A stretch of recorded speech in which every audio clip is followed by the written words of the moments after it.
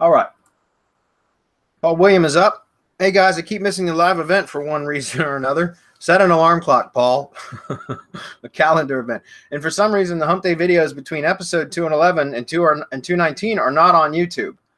Well, I beg to differ, buddy. And I have to do this because I just have to demonstrate that that's not the case. Not to pick on you, but just to show you how you can find it, okay? Also, quick shout out to Chris Greenhow. Thanks for putting the playlist on the page. If anybody wants to bookmark that, that's a great way to stay up to date. But Bradley's going to show you too. Yeah, if you never need to navigate to it, just go to youtube.com/semantic mastery.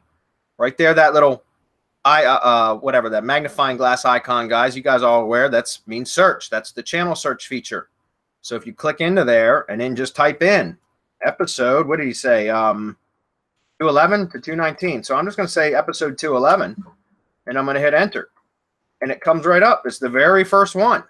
And if I want to check for 212, guess what? Very first one. So they are indeed still on the channel. So again, guys, use the channel search if you can't find it through YouTube search. But if you wanted to, you could just do Humpday Hangouts episode 211. And that's just standard YouTube search, guys. And boom, it's right up there. So my point is you can find it any number of ways. So I don't know why you're saying it's not there, but it is indeed there. Okay, moving on. So if you have answered this question before, I apologize. I've been using IFTTT to republish posts from my WordPress blog, RSS onto my Blogger account. I was surprised to see only the article title appear on Blogger with no content. Yeah, I looked into Blogger content to find obscure div styles copied in from the WordPress page builder that Blogger could not read. As a result, Blogger is not publishing the article content. Any ideas how to work around this?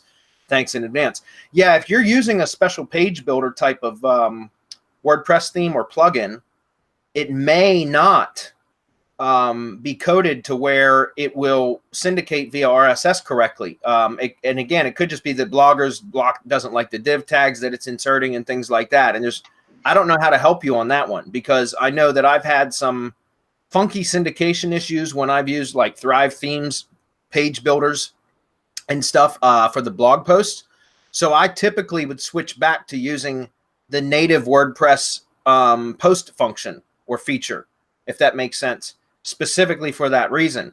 Now, I know that might not be the answer you wanted to hear, Paul, and maybe one of my partners can provide some insight or some alternatives. But typically, like I said, I've used page builders before for building pages, but when it came to posts, I would experience similar issues that you're talking about here, where it would cause funky, like either not syndication, or it would show some of the funky code that the page builders built the page or the post with. So in other words, like it would syndicate the post, but there you would see like tags and different kind of code snippets and such on the page. And so again, I learned that if I'm going to be syndicating posts, then I'm going to syndicate using the native WordPress editor instead of a page builder. Okay, so again, that's just the problem. That's the way, that was my workaround for it. That may not be suitable for what you're trying to do, in which case I would say, unless one of my partners has an alternative, you may want to create a blog on a subdomain and use just the standard WordPress blog function. So guys, do you have any advice for him? Yeah, I totally agree with what you're saying in terms of creating a subdomain. Sometimes if you use like a custom coded template that looks really good and you want to keep it as it is, that's fine. But there's always going to be downsides to everything. Like on these cases, Blogger, then maybe some other template will break, I don't know, Tumblr or WordPress or whatever, and that's completely normal. So the best way, or the most, I would say, ubiquitous way of doing this would be to just install a 2011 or 2012 type of theme within a subdomain and going from there. That will be the most compatible way of doing this. Marco? No, I agree totally. I don't have a solution for this. Guys, again, I'm moving away from TLDs. Amen. I'm not messing with it, but my clients don't. I ain't messing with it. And you better pay me a whole lot more money than you're paying me if you want me to mess with a TLD. I'm in GMB. If you like it, fine. If you don't, then po foo. I agree with that. I'm not building a WordPress website unless a client demands it, at which case I'm charging a premium for that shit now because I don't want to mess with WordPress anymore. At least if I don't have to, right? GMB is where it's at, man. I love the GMB websites because they're so easy to set up. It's just add text and links, and that's about it, and it works. So, but Paul, again, I would recommend, if it's okay to just run the blog from your main site, but don't use your page builder, either theme or plugin, but just use the standard WordPress. Like again, I don't know exactly which whether you're using a theme so that you may not have control over that, or if it's a plugin or what. My experience has been with like Thrive themes, for example. Thrive themes, they have plugins that will allow you to use either the native WordPress page creator or post editor, you know what I'm saying? Or you can actually use their page builder, right? Where you can, drag and drop elements and that kind of stuff. And in that case, the pages on the site are built with the page builder, but the posts on the site are published using the standard or native WordPress post function, right? So, and in that was the solution. Now, there's obviously going to be styling differences between your pages and posts if that's the case.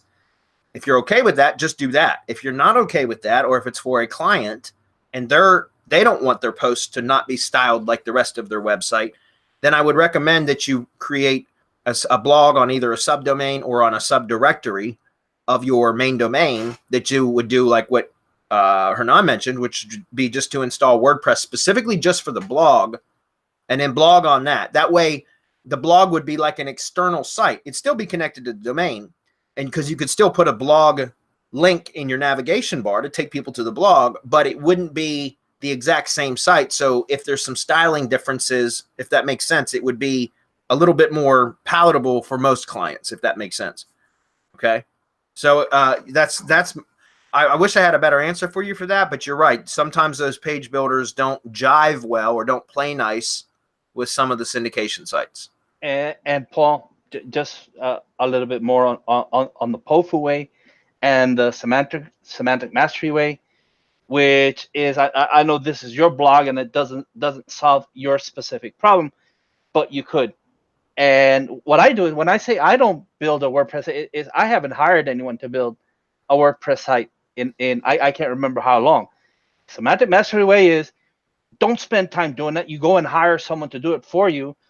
And then they better do it right. If you hire a VA and the VA doesn't do it right, VA gets fired and you get another one. If you go to Upwork and they don't do it right, then you just go, you better come fix this. So either way, whether it's Upwork or however it is that you choose this, the way that we do it is we hire someone who knows more than we do to do the things that we don't want to do or that we can't do. And then we move on and we charge enough, right? So that we can pay all of these people that we need to have working on all of these things.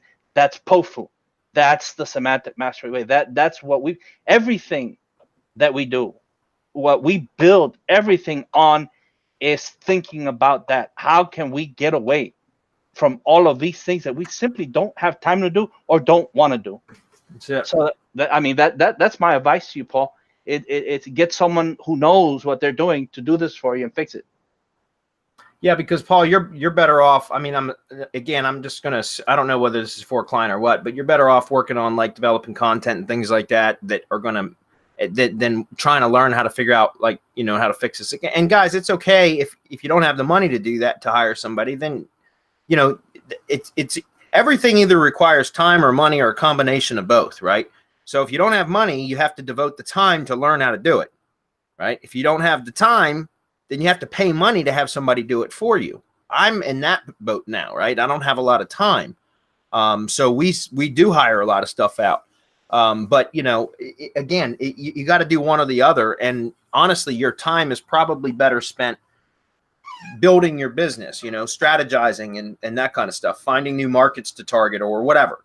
You get what I'm saying. So it was a good question though, Paul.